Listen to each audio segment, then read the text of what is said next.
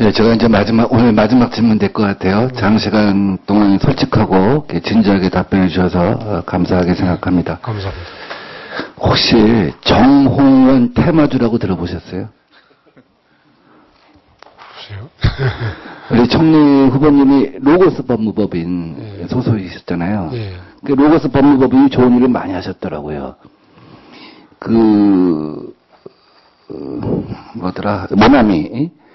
모나미라든지 이제 몇 군데가 로고스 법무법인에서 키코 관련 소송을 맡아갖고 승리를 했어요. 그래서 이제 굉장히 주식시장에서 주목을 받았는데, 이 키코 사태 아시죠? 그 비대칭 정보를 이용한 불안전 판매의 전형이고요. 약탈적 금융상품이라고 이제 굉장히 분노하는 거죠. 금융감독원이 조사 발표한 바에 따르면 피해 기업은 738개사, 피해 손실액은 3조 2237억 원이고요. 그중 50억 개사가 도산을 했습니다. 우리 박근혜 당선인이 당선되고 나서 과거와 달리 재벌 총수를 만난다든지 정경련을 먼저 만난다든지 한 게 아니라 제일 먼저 찾아간 것이 아마 중소기업 중앙회인 걸로 알고 있습니다. 굉장히 좋은 시그널이었다고 생각을 합니다. 히든 챔피언이라는 말 많이 들어보셨죠? 독일 같은 데는 그 히든 챔피언이 강소기업들이 사실은 수백 개, 수천 개 있어갖고 오늘의 독일 경제를 갖다가 지탱하고 있다고 합니다. 사실 키코 피해 기업들이 우리나라의 히든 챔피언이라고 할 수 있거든요.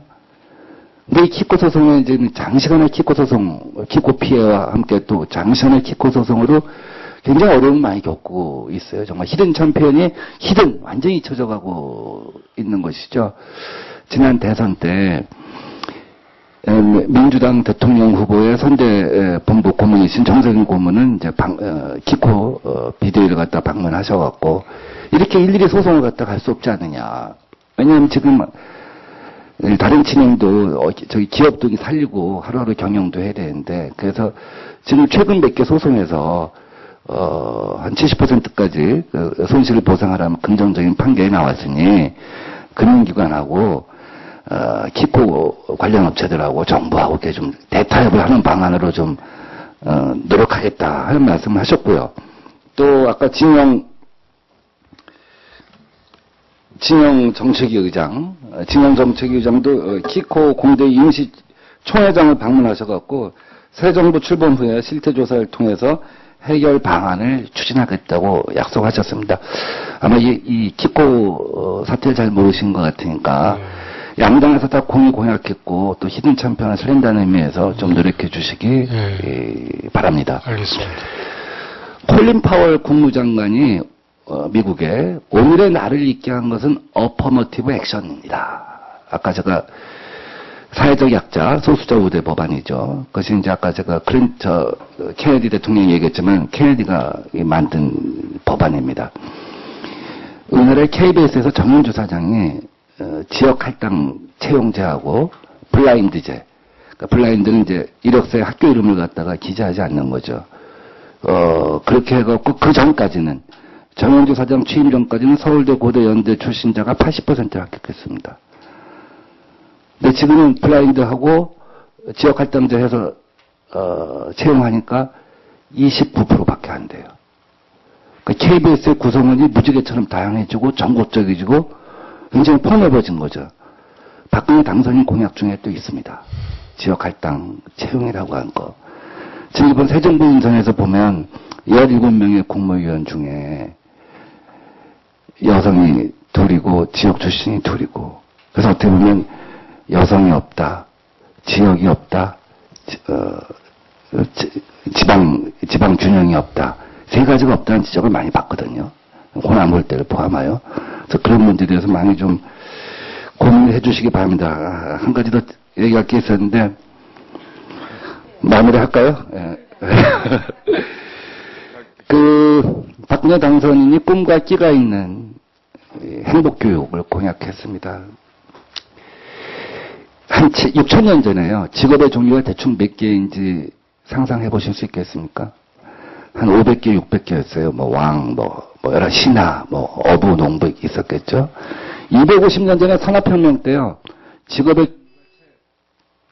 직업의 종류가 채 1000개가 안 됐습니다. 거의 한 5000년 동안 변화가 크지 않았다는 거죠. 50년 전에 직업의 종류가 10,000개입니다. 지금 직업의 종류가 50만 개입니다.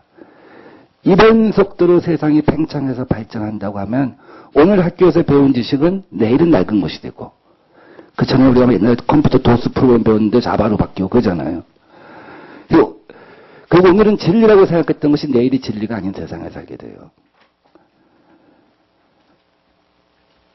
그래서 오늘 지금 유치원 다니는 아이들이 인생을 살면서 단순히 직장을 5번, 10번 바꾸는 것이 아니라 지금은 존재하지 않는 존재하지 않는 직업군을 5번 이상 바꾸면서 인생을 살게 된다고 해요. 실제 우리가 15년 전에 이동통신, 인터넷 관련된 직업 없었잖아요. 그런 직업이 없었잖아요. 그래서 이런 때에 제일 중요한 건 상상력과 창의력, 첫째는. 둘째는 이런 어려움을 극복할 수 있는 담대함. 2가지라고 해요. 그런데 저는 박근혜 당선인이 이 선행학습 폐지하겠다, 공교육 정상화 촉진특별법 참 잘했다고 생각합니다.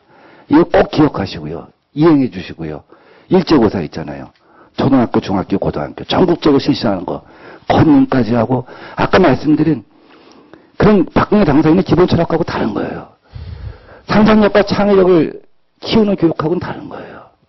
똑같은 거 암기해서 다른 학교한테 뒤지지 않으려고 굉장히 소모적인 겁니다.